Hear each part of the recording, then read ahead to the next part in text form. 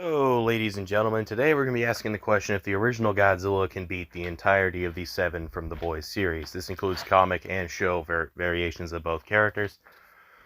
We will also be including not just the current 7, but literally every member of the 7 that we know of so far. So, yeah, like everybody. Also including members of the 7 that never really got to do anything and because they were just kind of killed off like instantly, like Shockwave and Supersonic, although they really don't show anything within the show or comics, obviously, we're still counting them here. This is also including characters that aren't officially members of the 7, but are obviously kind of there, like Soldier Boy and Ryan as well. So as a baseline, pretty much every single member of the Boys is at least wall level in physicals, as they should all have skill characters like Kimiko, or at least skill to her to some degree. It was shown pretty blatantly to just rip people apart, which is typically a wall level feat. Characters like the Deep in both the comic and show are pretty casually on this level of powers. They can just crush people's skulls with almost no effort. Black Noir, both the original and newer one, and obviously the comic one, that's a completely different character altogether, all obviously scaled to that same power, with the comic one massively upscaling due to obvious reasons if you read the comic. But overall, the vast majority of the 7 isn't exactly like anything special. Characters like the Deep, although they have some unique abilities, like controlling sea life to some degree, they aren't really doing anything to the original Godzilla physically, and he isn't controlling the original Godzilla because his ability isn't even really like mind control, it's more so communication. Both these show versions of Black Noir are also kind of useless here.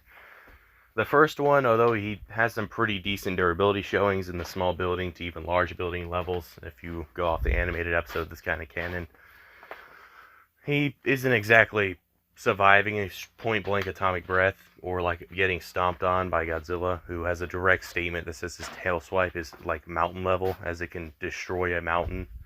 That's an actual statement from an official Toho guide, by the way. Yeah, he's not surviving that. The original Gojira would pretty much just eat him. Same with the second Noir, as he's shown to get pushed back by just high caliber rounds. Like, he's not hurt at all, but like he's still getting moved by them, and Godzilla hits a lot harder than any man-made gun. So yeah. So both the comic and show version of Starlight are kind of just not doing anything.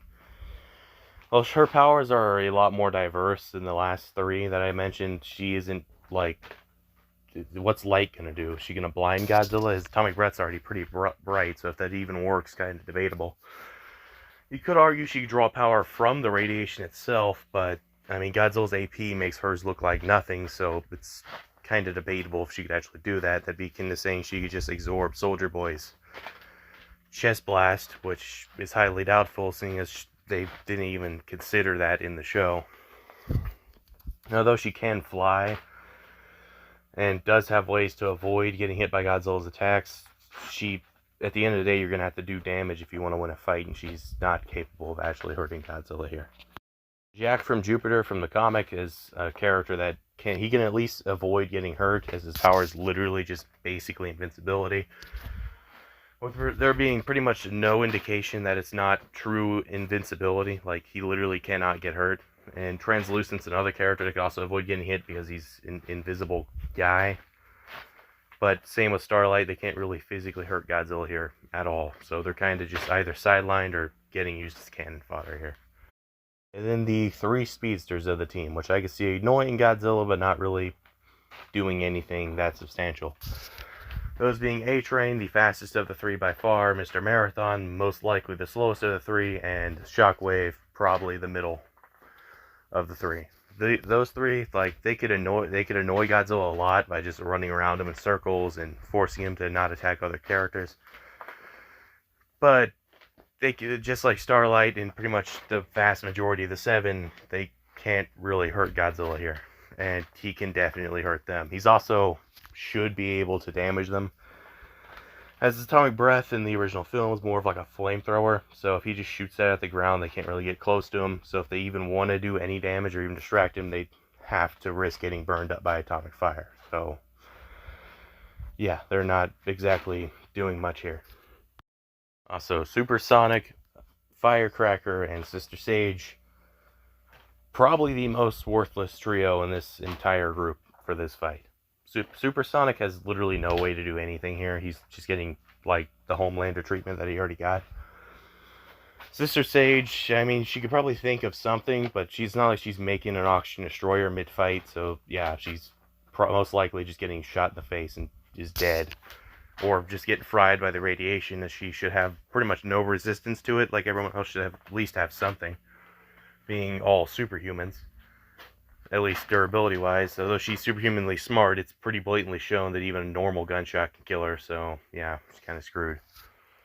And Firecracker. Literally ain't doing nothing. She shoots guns, like, yeah. She's about as useful as, like, these actual soldiers in the film were. So, yeah. Now on to the actual heavy hitters, with the two that I see going down first out of the heavy hitters would be Maeve and Soldier Boy. Although I do think Soldier Boy is massively stronger than, like, Ryan and Stormfront. He can't fly. So, yeah, that's why I don't see him lasting very long. I mean, he could definitely do something. His casual blast, or at least in a town, the multi-city block ranges, he has a direct statement that implies that he can maybe survive a hydrogen bomb from Butcher within the show. But the statement also implies he may also be killed by one. It's more or less Butcher saying it would take something like a hydrogen bomb to kill him. So take that with a grain of salt. But at bare minimum, he shows at least some level of comparison to Homelander. I mean, he should upscale the young Homelander we saw in the animated show, who was able to survive a basically town plus level explosion to arguably like city level if you go at the highest possible end. So yeah, he's pretty strong, but Godzilla is pretty blatantly country level off his ocean boiling feat, which basically boiled a lot of water in Tokyo Bay with a single atomic breath. This is Kalkutu Island all the way up the country, so yeah. Soldier Boy's kind of screwed if he gets hit by that. Even if he did get his, like, chest beam off, or chest blast, whatever you want to call it, his nuclear reactor thing, it isn't really doing much to Godzilla. It probably just amped Godzilla, honestly. And Maeve's very much in the same boat, only worse, because she lacks any ranged options. If we go off the comic, I believe she actually can fly in the comic, but it's not like that really helps here. Because, unlike Stormfront, Homelander, and Ryan, she doesn't have any ranged abilities at all. So, yeah. The final four, we have Ryan, Homelander, a composite Homelander of the comic and show versions, a composite Stormfront, whether that be a dude or a chick or both, whatever, since they had to, they're completely different characters in the comic show. Everything from the gender to how they act to their role in the story, they're completely different. So whichever Stormfront you prefer, I guess, is the one fighting here, but they'd have the feats of both. And the comic version of Black Noir, the really overpowered one that's a clone of Homelander and is like literally just the strongest guy in the boys' verse by far. So how do these four actually do against Gojira if they all team up? Obviously, if the entire 7 was fighting, everyone else would be there too, but as I just explained, they're probably all dying in like one atomic breath, so yeah. These four are probably the last people remaining and the only ones who are really doing anything, and that's largely because Homelander's own scaling. There's heavy implications that he should upscale man-made weapons. Well, these should be taken with a grain of salt. We're giving him it for this because he kind of needs it if he wants any shot here. So they'd all be baseline, like mountain level, besides Stormfront, as she's actively weaker than Homelander. Ryan is probably, I don't know if he'd be considered weaker or stronger than Homelander, but regardless, he's less skilled and not as in control of his own powers as Homelander. But he should at least somewhat scale to him. And the comic book version of Noir is just blatantly the strongest guy here by a mile, as he should upscale Homelander by a decent margin, putting him in at least mountain plus ranges of power.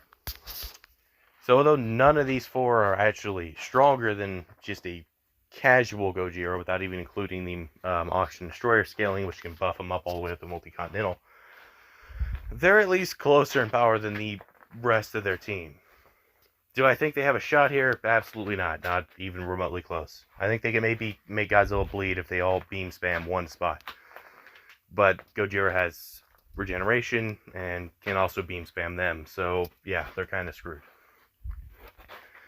The only way I'd potentially see them winning is if all 4 of them just ganged up and flew Godzilla into space and just left him there. But the odds of him not just like emitting a massive wave of radiation or just blasting the shit out of them while they're trying to do this are next to none. Plus, there's the potential that he could just pull a later Showa Godzilla and just fly back down, which there's no real indication to say he couldn't do that, as the Gojira that does that later is literally just his same species from the same era, so he could potentially do that too.